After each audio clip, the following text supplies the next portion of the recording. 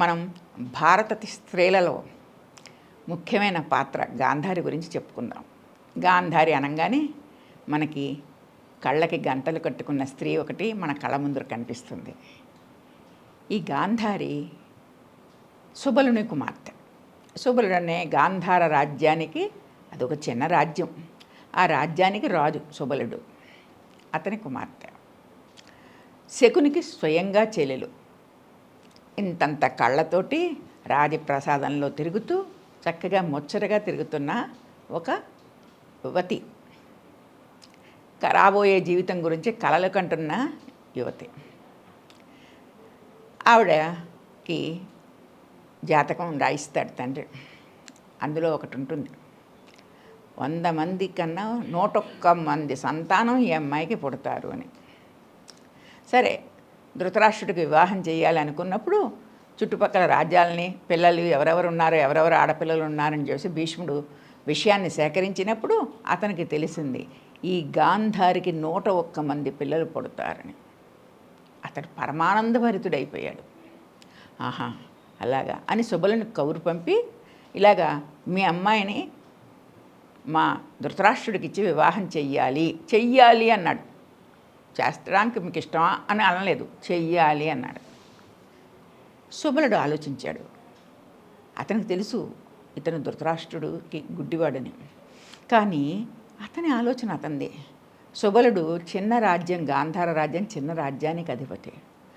దండయాత్రలు చుట్టుపక్కల రాజ్యాలన్నీ కూడా కలిపేసుకుందామని ప్రయత్నం చేస్తున్నారు కదా. అందుకని ఈ భీష్ముడితోటి వియ్యముందే వాళ్ళ సపోర్ట్ అంతా తనకి వస్తుంది. తను కూడా పెద్ద రాజ్యం కింద, పెద్ద రాజ్యం కాకపోయినా కనీసం తన రాజ్యాన్ని దండయాత్రల నుంచి రక్షించవచ్చు అన్న ఆలోచన సుబలుడిది. అతను ఏం చేస్తాడు, తర్వాత ఇంకొక విషయం కూడా ఉంది. 101 మంది పిల్లల్ని కన్ని ఇవ్వగలిగిన గాంధారిని ఏ రాజు పెళ్లి చేసుకుంటాడు? ఎవరో సంతానం లేని వాళ్ళు ఒకళ్ళో ఇద్దరిని కావాలంటే తీసుకుంటారు, కానీ ఇంతమంది పిల్లలు ఆవిడకు పుడతారని తెలిసినప్పుడు ఎవరు ఆకాంక్షిస్తారు? ఎక్కడో సంతానం లేని వాళ్ళు ఇష్టపడతారు, కానీ మామూలుగా జరగదు కదా. ఈ అమ్మాయి జాతకం అంతా ప్రచారం అయిపోయింది. ఆవిడ తపస్సు చేసి తనకి సంతానంగా 108 మంది పుట్టేటట్టుగా తపస్సు చేసుకుంది. మరి శివుడి దగ్గర ఇది వరం పొందింది. మరి 100 మంది 101 మంది అని ఆవిడకు తెలుసో తెలీదో శివుడు వరం ఇచ్చాడు ఆవిడకి. సరే, జాతక చక్రంలో 101 మందికి ఇది ఇప్పుడు పెళ్ళికి ముఖ్యంగా ఇది పెద్ద పాయింట్ అయిపోయింది.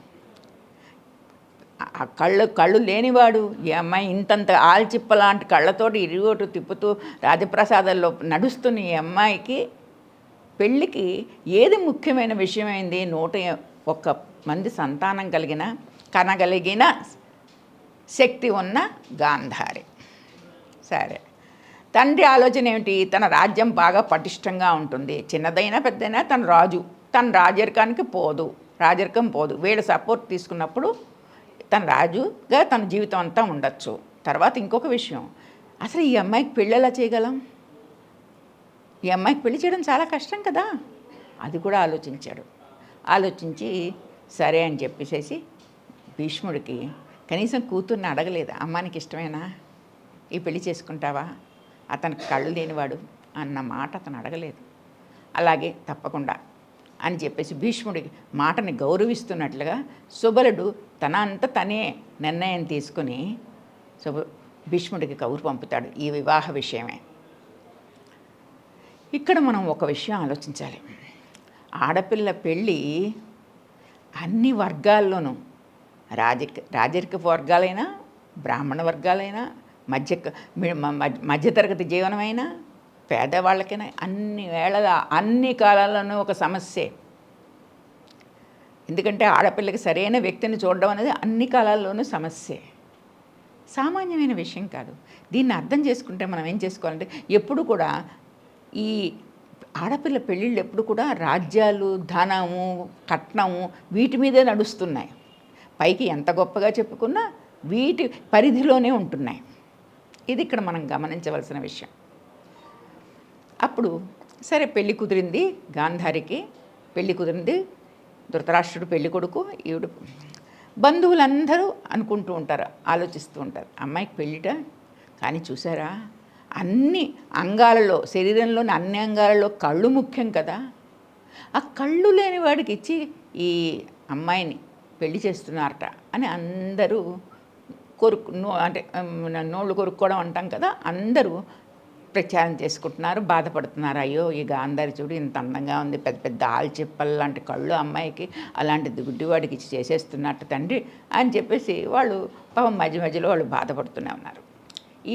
ఈ మాటలన్నీ కూడా గాంధారి వింది. ఇప్పుడు విషయం ఎక్కడికి వచ్చిందంటే, తనుని అడగలేదన్న ఒక దుఃఖం ఉంది.